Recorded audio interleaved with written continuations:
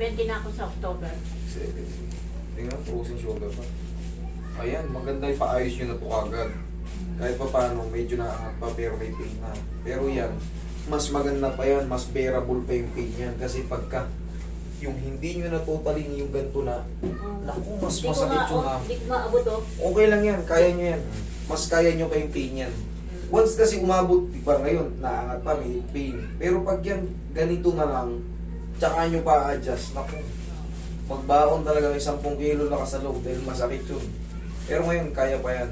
Mas less pa yung pain, mas bearable pa. Pag nagbit-bit ako, hindi ko na maganon. Pero madali lang yan. Hindi.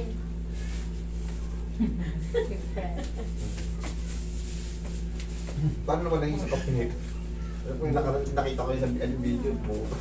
Andun sa ano, nalaglag. Nasira yung tornilyo, yung scoop. Sumabit kasi sa damit ng mga pasyente.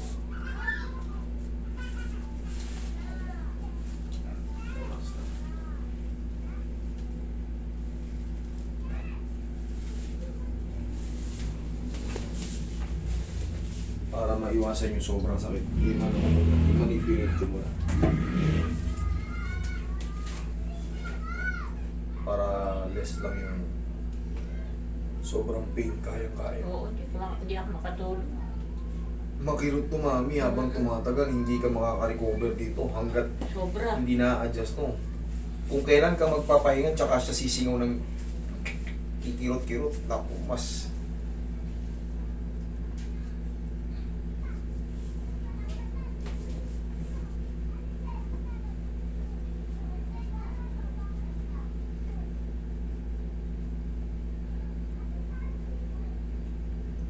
lilipad na rin kayo, mami.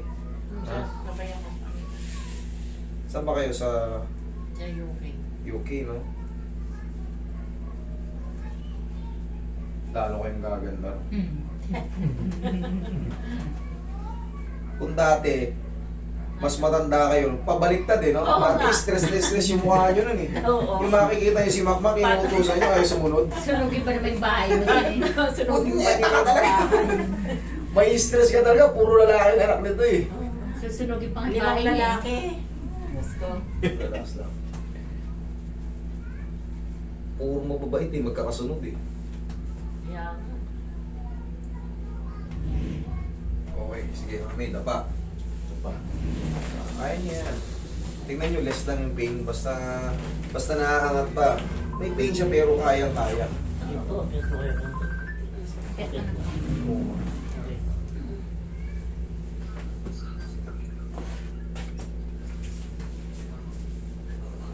Ito kay Master PM. Okay, relax lang. Lagdag yun ang katawan mo. Yan. Master. Yung sumabog din. Ito yung hinakantay natin. Oh, ngayon nyo lang na-experience pumata, no? Oo. Dati ang tandaan nyo eh. Oo. Ayun yung ako. Oh, Brad. Taba ka na ngayon ah. Bumaba na ilong mo ah.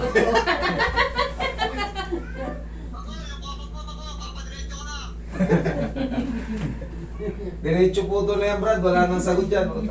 Bata ka pa, ano na yun eh. Injured na yun eh. Yeah, kailangan yan, ano, sabay na ng ano yan. Kaya pag gihilid ka, bali na yung buto mo.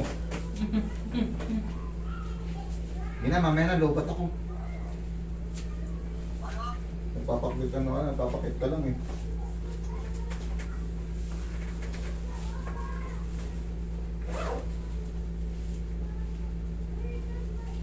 Birthday yun eh. Nung pumunta ako sa inyo, may birthday yun eh. Birthday Sa SMP? Sa SMP? Ay, oo, yung birthday ko yun. Huling yung birthday, yung ano, magkakasama tayo nila, ano. Nagpuntahan sila, Eric. Mhm.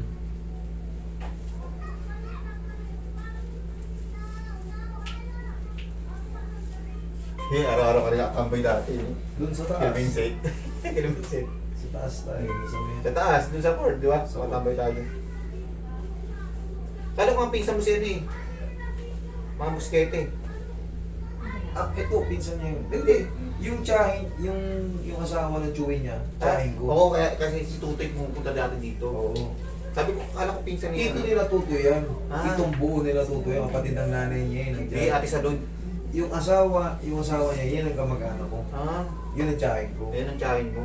Pero sila ano, Pero parang hindi- gano'n na rin. Oo, parang gano'n kasi parang, kasi yung tito tsaka tita niya. Relatives na. Hindi talaga ano. Pero siyempre, close sila dyan eh. Pumunta sila yung Tiyaya ka mami. Pag may mga shoulder pain kayo, sa cervical ang trace niya. Buo ito general na kasi ito eh. Inhale. Exhale. Isa pa. Sabay mami. Inhale. Exhale. Yun. Naramdaman niyo yun? Oh. Okay, relax na. Okay. Tapos ganito na magiging exercise nyo. Sa mga frozen shoulder, madalas ko itong tinuturo. Pag nagkaroon kayo ng frozen, yan. Sa umaga, ganyan lang. Pag wala kang ginagawa, gano'n mo. Pero ngayon, malambot na yan, no? Di ba, naangat mo na? Oo. Oo, di ba? Diretso na kanina. Kanina hindi eh. O, di ba? Tapos, in a few days, magsusubside na lahat yan. Ayos na, nakaangat na. Yung mga nagkaroon ng inflammation dyan sa loob, dire-diretso na yan, makakasingaw na lahat yan. Kasi wala na yung bara. Okay, mami? Sige.